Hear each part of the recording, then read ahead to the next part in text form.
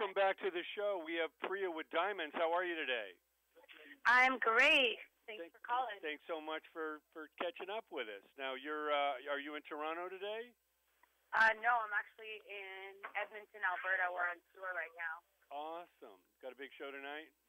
Yeah, we're going to be playing in Lloydminster, Alberta, which is like a smaller town, but it's going to be a party. It's going to be a rager for sure. Awesome. Well, I know we're loving the Over It video, and I know you've got the new album. Why don't you, first of all, give us a little bit of background. Tell us about growing up. You know, how you got interested in making music yourself, and at what age did you start singing, and who were some of your heroes that inspired you to make music?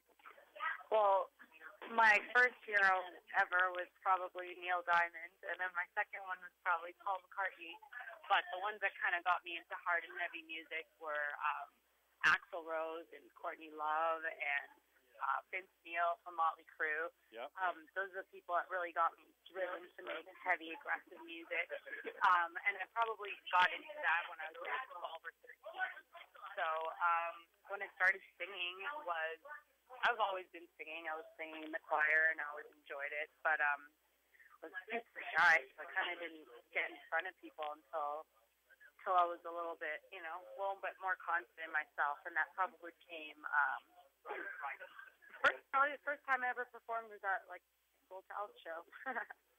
Wow. Do you remember what the first big arena show was you saw, where you saw the big lights and the whole spectacle of a big show? Yeah.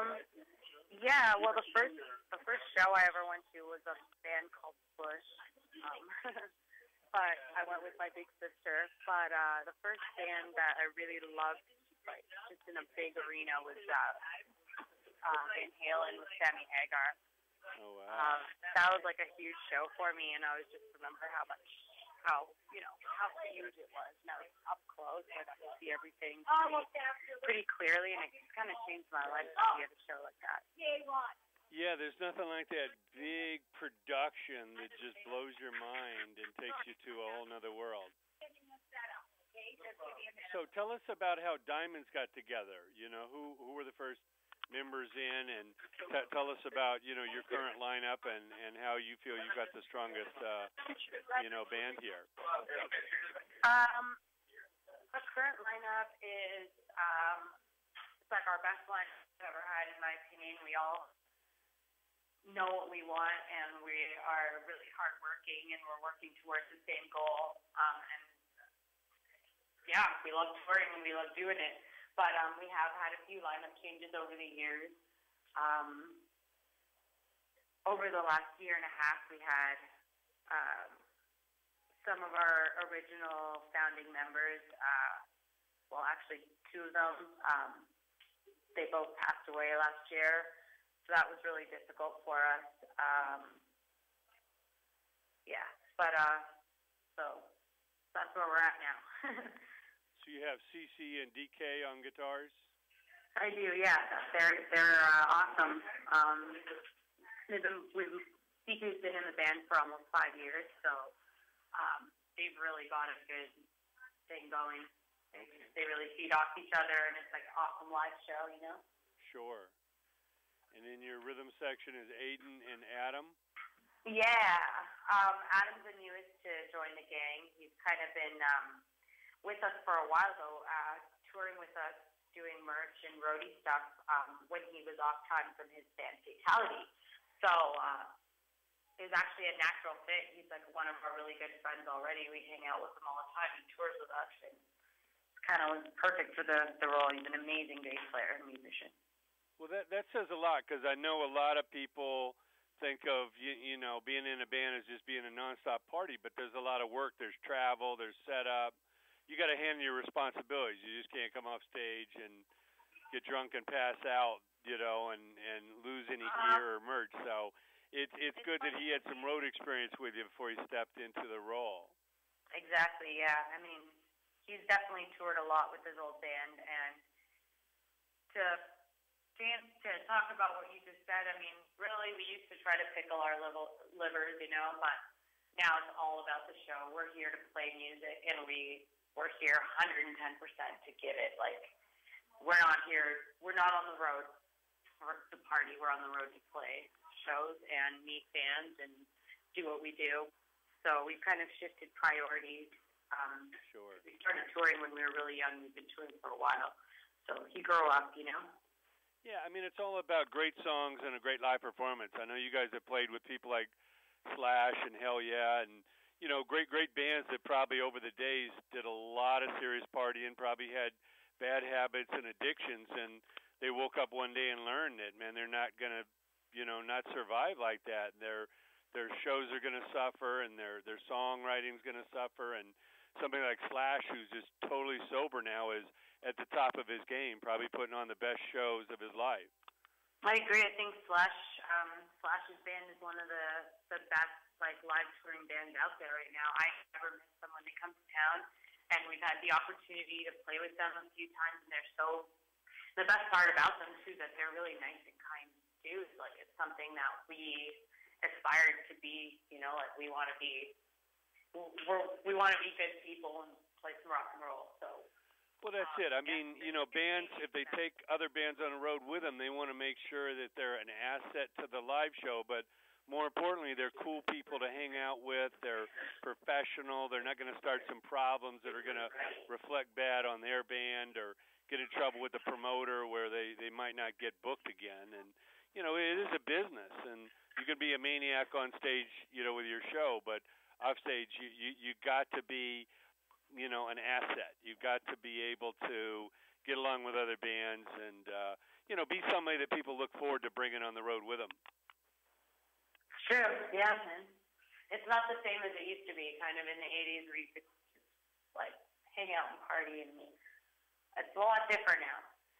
Yeah, well, like I say, it really comes down to the show because in a lot of cases, the tickets cost more and more money, and there's more pressure from the promoter to make sure everything runs smooth. And the one thing you can't sacrifice is putting on a half-ass show or somebody getting arrested or some kind of scandal breaking out where, again, it deflects from the show and hurts everybody's chance to get, what they came for. Don't get me wrong. We've done some really, really, really, really, really stupid, crazy, insane, deranged things over the years, but we try to keep them to a minimum.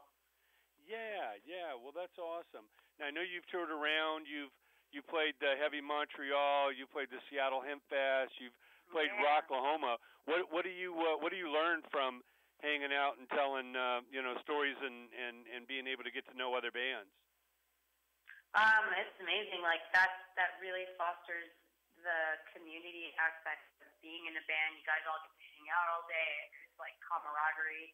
Get to have share a few drinks, watch bands together, and you're get to play alongside huge, amazing bands that I've looked up to. The reason I'm in a band is because I love bands.